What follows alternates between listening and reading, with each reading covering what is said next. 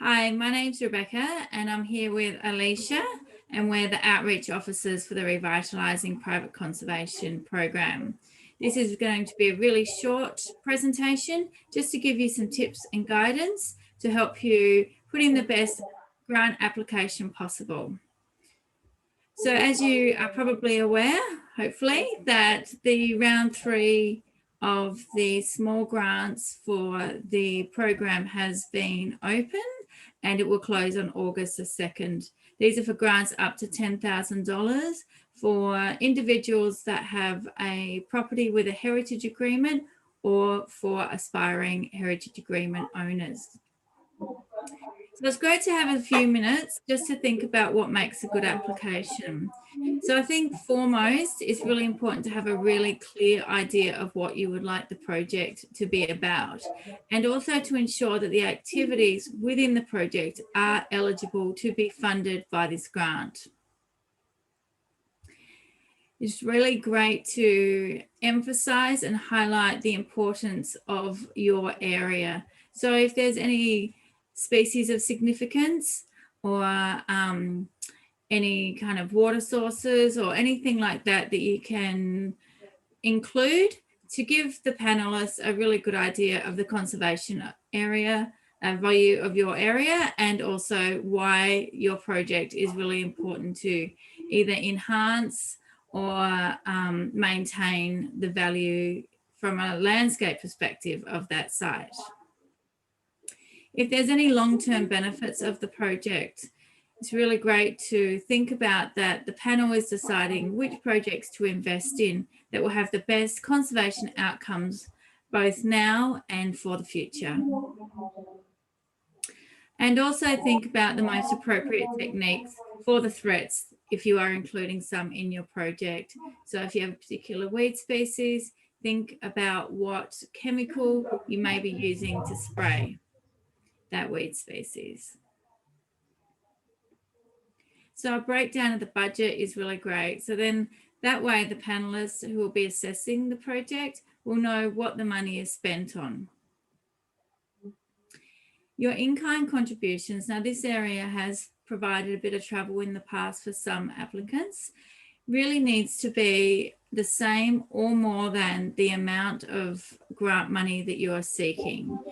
So have a think about what you are going to do to work with that project or any other conservation activities on your heritage agreement.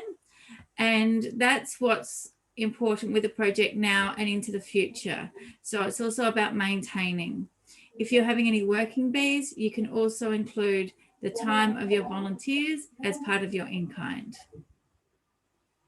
Supporting documents. So these are things like maps, quotes, letters of support from the landscape board staff, something to really build the case study for your project so that the panelists who will be assessing can really see that you understand the context of your project and you've been able to let them know, and that your budget is accurate.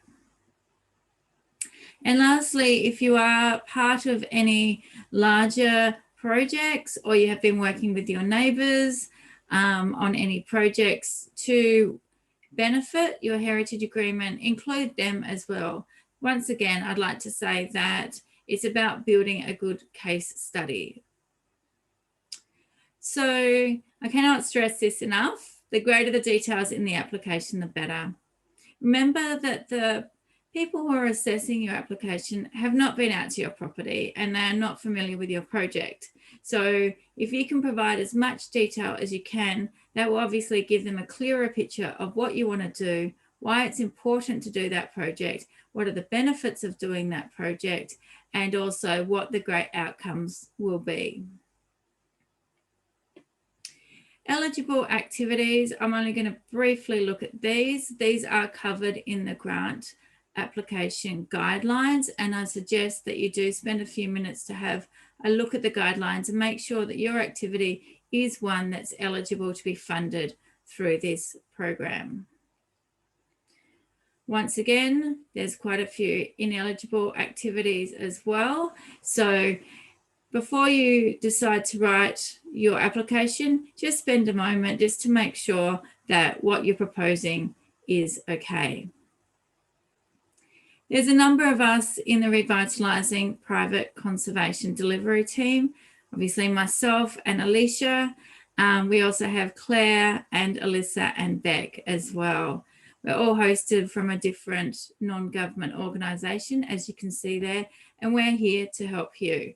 So if you do have any questions, then you can give us a call or an email. The other thing to also consider that I would strongly consider is to contact your local landscape board staff members as well. They are happy to help and will be able to provide you some assistance as well.